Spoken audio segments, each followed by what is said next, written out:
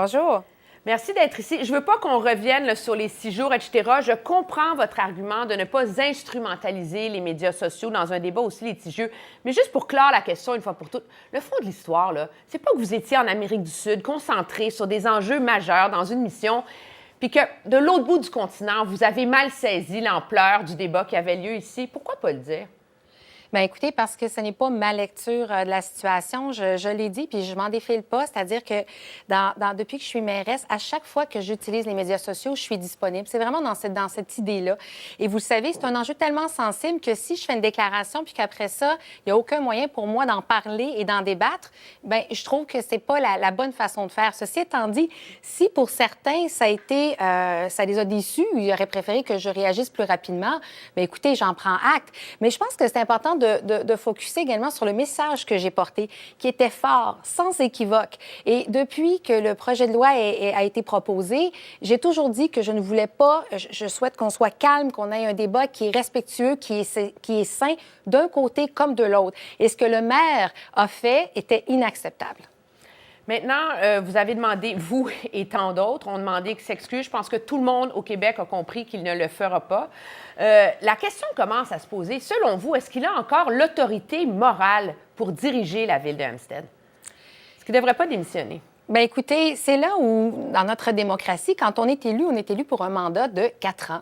Et donc, la population a choisi M. Brownstein pour être le maire.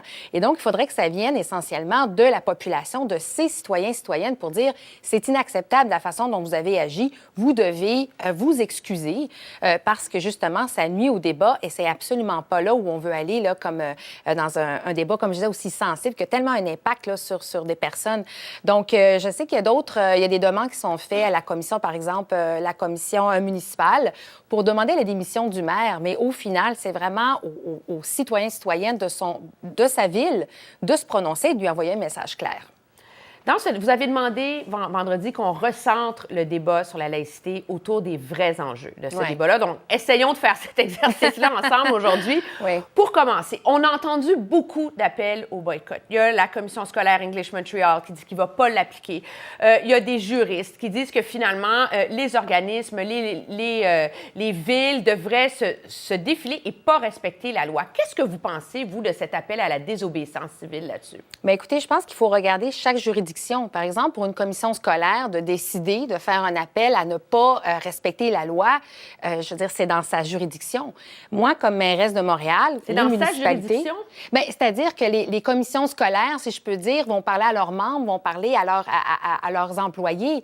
Mais moi, comme mairesse de Montréal, je n'ai pas de lien direct avec les enseignants et les enseignantes, quoi que j'en pense.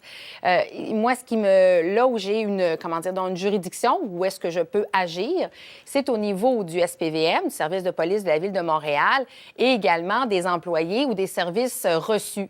Et dans ce projet de loi-là, du fait que les citoyens et citoyennes vont continuer à pouvoir recevoir des services, ça a toujours été pour moi le fondamental. J'ai toujours dit, le jour où on va nous dire que parce que vous portez quelque chose de différent ou parce que vous avez un signe religieux, vous ne pourrez pas recevoir des services de la Ville de Montréal, moi, c'était non.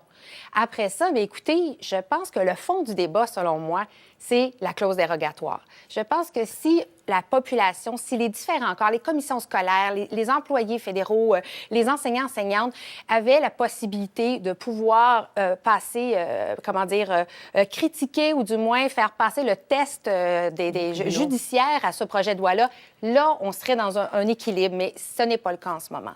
Je veux juste bien vous comprendre, là, vous semblez pas condamner l'idée que des commissions scolaires disent qu'elles ne vont pas respecter la loi.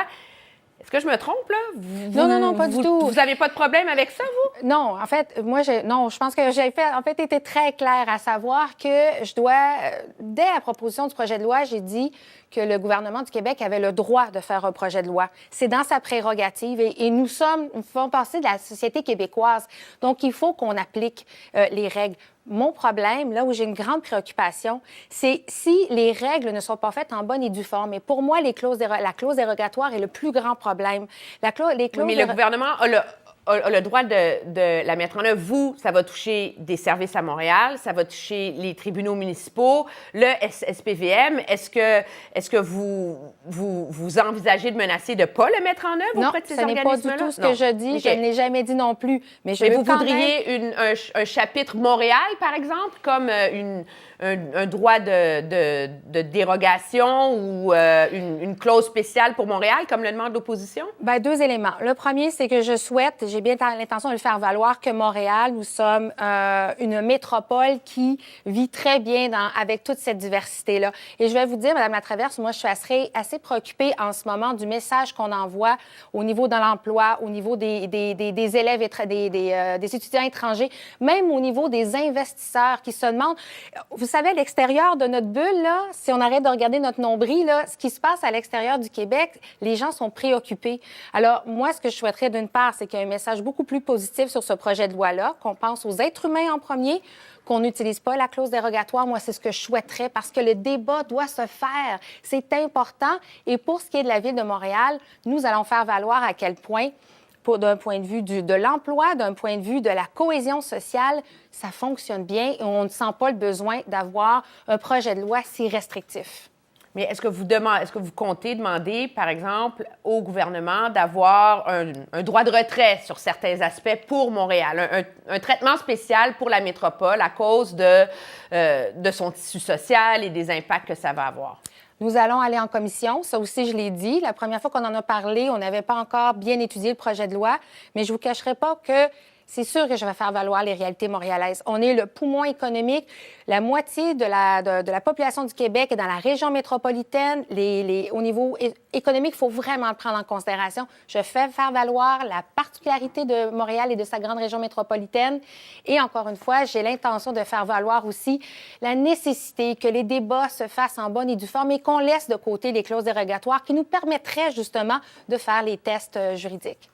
Qu'est-ce qui vous laisse croire que le gouvernement Legault va accorder un traitement à Montréal ou même mettre de l'eau dans son vin quand il y a clairement la grande majorité de la population qui l'appuie? C'est comme si vous êtes en retrait de la majorité de l'opinion publique du Québec, là.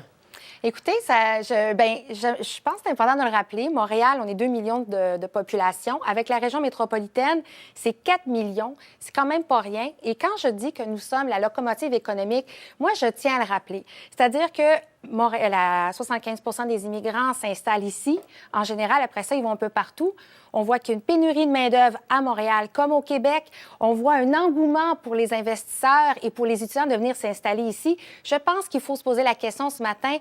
Tout ce débat et la façon dont il est mené, comment est-ce que ça nuit à l'image du Québec, à l'image de notre inclusion, notre capacité à accueillir et des investissements et des investisseurs et des étudiants et des travailleurs. Et je pense que dans la mesure où on doit continuer à être très prospère sur la scène canadienne, bien, il faut se poser ces questions-là. Et moi, je suis très préoccupée. Alors, je vais les faire valoir, ces éléments-là. Ils sont cruciaux. Madame Plante, je vous remercie d'avoir été avec nous en ce dimanche matin.